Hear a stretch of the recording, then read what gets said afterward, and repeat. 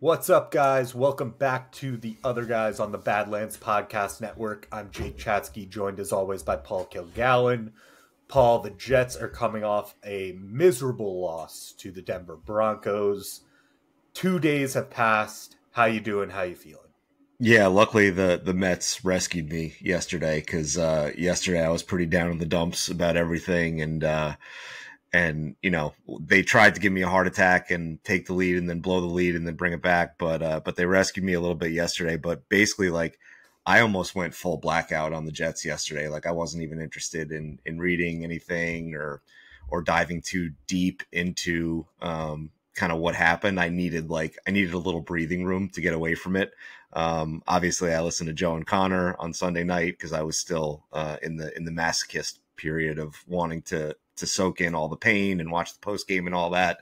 But now, like you said, we're 2 days out, trying to process it a little bit. I mean, just such a terrible watch, and like we keep thinking we're out of this muck and we don't have to do this anymore, and then just when you think you're out, they pull you back in. So tough weekend.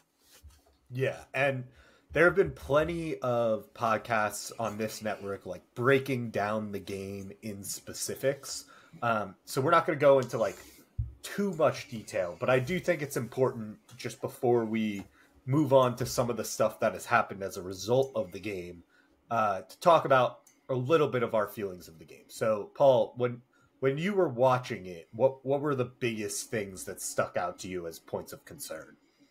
Yeah, I mean, I have to say I was like kind of irrationally confident going in, and then even throughout the game, I kept being like, "Man, this sucks to watch," but like they're gonna find a way to win. It's Aaron Rodgers, like they're not gonna lose to Denver and Bo Nix at home. Like it's just not gonna happen, right? And even up until like you know, like they had the ball the second to last drive, I was like, they're gonna find a way to punch it in, and they turned it over and Lutz misses the field goal, and like even to the final moment, dude, I was like, they're gonna win this game. They don't deserve to win this game, but they're gonna win this game. And I don't know why, but I was shocked when he missed the field goal, and just the whole time, so frustrating. Kind of the way it played out, right? Like you kept thinking, like, okay, they're hanging around, but at some point they're gonna catch a gear and they're just gonna start moving, and it just never happened. And I think the most frustrating thing for me is the slowness of the offense to understand what's happening to them and make a change and start doing things differently. Like it took almost until the fourth quarter to basically like sit Brees down and be like, all right, dude, you're done for today. This is Braylon Allen's day. They were not getting Mike Williams involved enough. I know at some point he came off the field limping a little bit with an ankle, but like every time you targeted Mike Williams, you were getting a catch, right? And obviously Surtain was Or a shutting Garrett. PI. Yeah, exactly. Like good things were happening when you were looking at Mike Williams. And Surtain had Garrett, in the clamps, and Lazard wasn't as involved as he has been in the last couple of weeks. And then they were throwing back shoulder fades to Gibson, and like it was just so discombobulated. And there's an inability of the offensive coaching staff to recognize what's working and what's not working and lean into it and change on the fly. It's like they want to force the issue of what they think should be the game plan rather than trying to react. And that's something that has always frustrated all of us about the Jets. And it's kind of like in baseball when you have, your ace pitcher going and he gets shelled for 4 runs in the first inning. Like, I know that it's hard to do this, but the best managers, the best coaches coming back to football are going to see it happening and say, look, today's not this guy's day. We got to make a change right now if we're going to try to stay in this game and win, right? And there was such an insistence on handing the ball to Brees up the middle when it was obvious that something was not right with him, and he was kind of taking the ball and basically falling down at the line of scrimmage, and they just would not get away from it. And everything looked so much better with the ball in Braylon Allen's hands and going to Mike Williams, and you just kept kind of forcing back to what the original game plan was. And it really is so frustrating because they do have the talent and the players to be a more competent unit than this. But the coaching is hampering them. It's getting in the way right now. And that's a lot tougher to swallow than what we were experiencing a couple years ago, which was a lack of talent and trying to like grit our way through it, right? This is the opposite now, where the talent is all there and they just can't think their way out of a paper bag here. And so while I think that might be some reason to be positive going forward, I mean, not super positive, but at least if you're trying to find some some silver lining here, it is a frustrating watch to sit through, where, like I said, to compare it back to baseball, like, you know, your best pitcher is just getting shelled in the first inning and they just don't take him out and you just keep riding with it. And you're like, oh my God.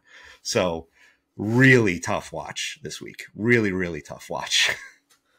Yeah, I think like you, up until the final moments, I was thinking, you know, this is a tough game, but I still expected the Jets to win. And I'm in California, I'm watching on YouTube Sunday Ticket or whatever. There's a slight delay. And up until I got the LOL text from Will Parkinson in our Badlands group chat, who was at the game, I was like, all right, we're going to escape and we're going to be talking about trying to fight off the comment section for being too negative after a win.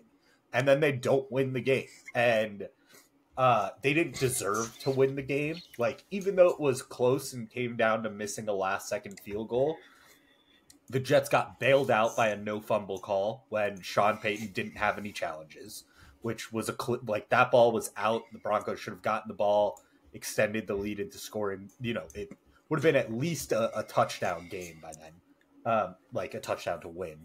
And then the other thing, too, was like, you have 4 chances to score from the 1-yard line. You can't punch the ball in, with Braylon Allen, a wrecking ball, not even getting one target, from that 1-yard line. Like, the Jets did not play a game that deserved them to walk away with the win, and they lost. And the biggest issue I had, and I called this out a lot in real time amongst our Badlands group chat, was the Jets defense, or the Jets coaching staff, gets in a rhythm, especially when the Jets defense is playing good for the beginning of the game, where they say to themselves, all right, the defense is playing perfect.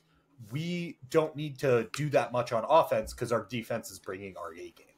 And their consistency in relying on the Jets defense to pitch a perfect game is going to cost them wins, and it cost them a win today. They were wildly unaggressive on the offensive side of the football. They were playing for field goals, and they were basically like, Bo Nix is never going to score on us.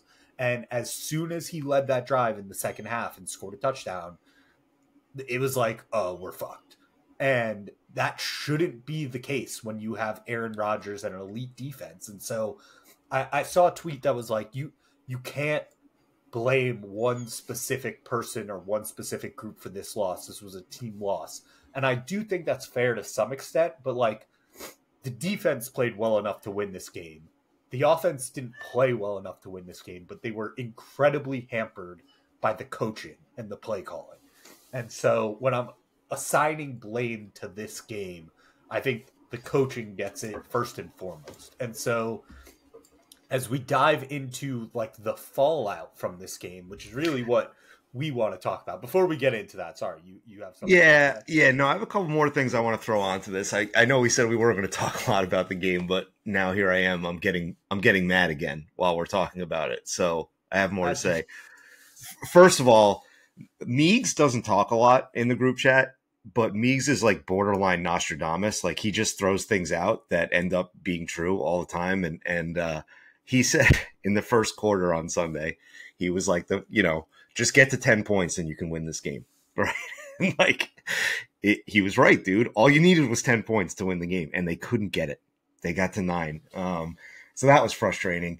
Number 2, you're so right about the coaching staff. It's such a loser mentality to try to play, to avoid the mistake rather than to go for the jugular and get the kill, where And like to some extent, I get it because you have been dealing with young quarterbacks for a long time, and you were just like, "Oh my God, please don't throw an interception, please don't have a costly fumble, please don't blow this game for us." But we're not there anymore, and to continue to coach and act like that, it's like being, like you have a Lamborghini, but you're still like putting $5 of gas in at the gas station because you're still operating like a poor person because you don't you don't know how to act. You don't know how to handle what you have. And that's a bad analogy, but like just the first thing that came to my mind, like life is not like that anymore. You don't have to be like this. And yet you're continuing to choose to be like this. And it's so, so frustrating to watch. And dude, the goal line set where you got the pass interference in the end zone and you couldn't punch the ball in, and then you get a false start when you should have gone for it on fourth, and when you probably should have gone for it again, even when you got backed up to the 5-yard line, if we're being honest, because is Bo Nix going to go 95 yards on you?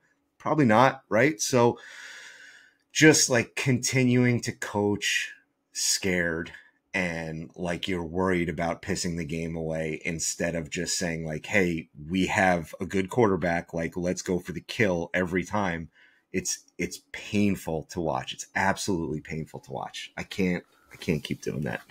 Yeah. And you know, we're going to continue to talk about the game, but in moving to stuff that happened after the game, the conservative play calling is starting to bleed into conservative press conferences.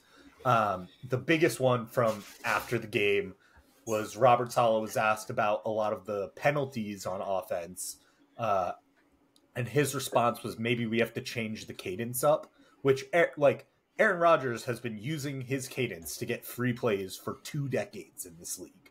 And for 2 decades with the Packers, it wasn't a problem. They, maybe they got some false starts, but like that, it wasn't like Aaron Rodgers was known for entrapping his offensive line into the most false start penalties in the league. He was known for getting players to jump off sides and taking advantage of it.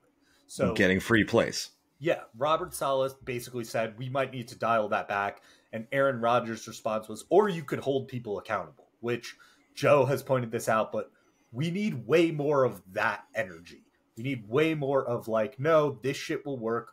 Let's hold our players accountable. We're supposed to be good, as opposed to this tail between the legs of, oh, I guess we're not good enough to try this anymore, even though we went out and got Aaron Rodgers exactly to do that. So those were my thoughts on hearing that. What about you hearing Rodgers and Saleh contradict themselves immediately after this game?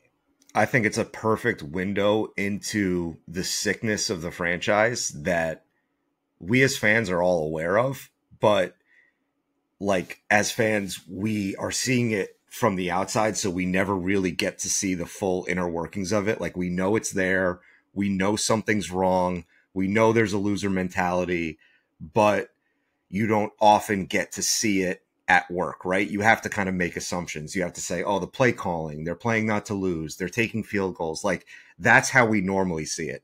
This was a direct window into what's wrong, right? As a franchise, their immediate reaction to penalties is, oh, the best player on the team, we need to change what he's doing to make it dumber so that the rest of us can handle it. That is a loser mentality, right? And by the way, you've struggled with penalties for the entire 3 years you've been here. And for the first 3, Aaron Rodgers wasn't calling plays. So like, you can't really use that, dude. That doesn't work.